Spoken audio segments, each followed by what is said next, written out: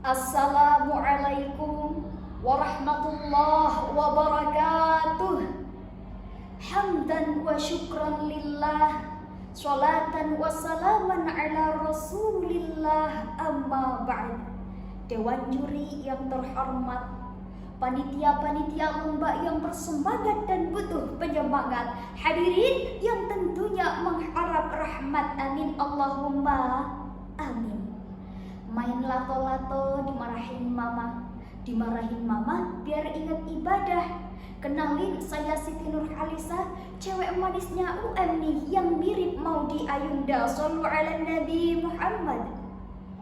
Hadirin rahimakumullah, Ibnu Bashar dalam bukunya yang berjudul Menjadi Bijak dan Bijaksana jilid 2 menjelaskan bahwa pemuda yang tangguh ialah pemuda yang sanggup membeli barang mewah, namun juga tahu mana keinginan dan mana kebutuhan.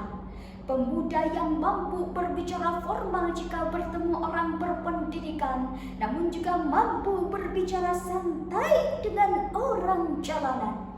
Pemuda yang tahu aturan makan di restoran mewah, namun juga tak canggung makan di warung kaki lima. Pemuda yang seperti inilah hadirin, pemuda yang disegani dan disenangi banyak orang. Di negara yang penuh dengan tantangan ini hadirin, perlulah kita memperhatikan pemuda kita agar mampu menjadi pemuda yang tangguh dan siap untuk menjadi tonggak berjayanya negara kita. Sebab jika kita menjelajah Nusantara, kita akan menyaksikan betapa masih banyak generasi muda kita yang kesehariannya hanya berpangku tangan. Artinya, keluar sekolah terus menganggur, hidupnya tidak teratur, cita-cita tinggi ingin jadi gubernur, hobinya hanya mendengkur di atas kasur. Akhirnya bukan menjadi gubernur, tapi malah menjadi penganggur yang hidupnya hancur tersungkur dari dunia sampai alam kubur. Betul hadirin? Oleh karenanya, dalam kesempatan yang penuh dengan ukhuwah ini, izinkan saya menyampaikan tausiah dengan judul Pemuda Milenial dalam rangka mewujudkan kebaikan dengan landasan Al-Quran Surah Maryam ayat 59. A'udzu billahi minasyaitonir rajim. Bismillahirrahmanirrahim. فَخَلَفَ مِنْ بَعْدِهِمْ خَلْفٌ أَضَاعُوا الصَّلَاةَ وَاتَّبَعُوا الشَّهَوَاتِ فَسَوْفَ يَلْقَوْنَ غَيًّا. Shadaqallahul Azim. Hadirin rahimakumullah, Syekh Muhammad Nawawi Al-Jawi dalam kitab tafsirnya Al-Munir halaman 10 juz 2 ini menjelaskan bahwasannya lafaz فَخَلَفَ مِنْ بَعْدِهِمْ خَلْفٌ hadatha min ba'din nabiyina jama'atun su'un. Terdapat golongan-golongan yang buruk terhadap setelah masa Nabi. Kemudian secara lughat dijelaskan bahwa lafaz khalfun dengan harokat sukun pada lamnya maka artinya adalah keturunan yang buruk.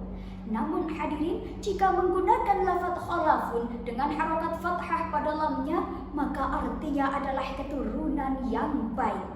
Lantas, bagaimanakah keadaan generasi muda kita saat ini?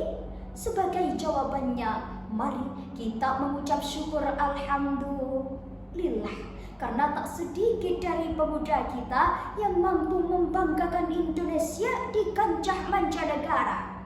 Dimulai dari Olimpiade Sains Internasional, kejuaraan bulu tangkis Piala Thomas, keberhasilan timnas sepak bola meraih emas di SEA Games Kambodia, bahkan hadirin Indonesia ini dikenal sebagai macan di kancah MTQ internasional, Masya Allah.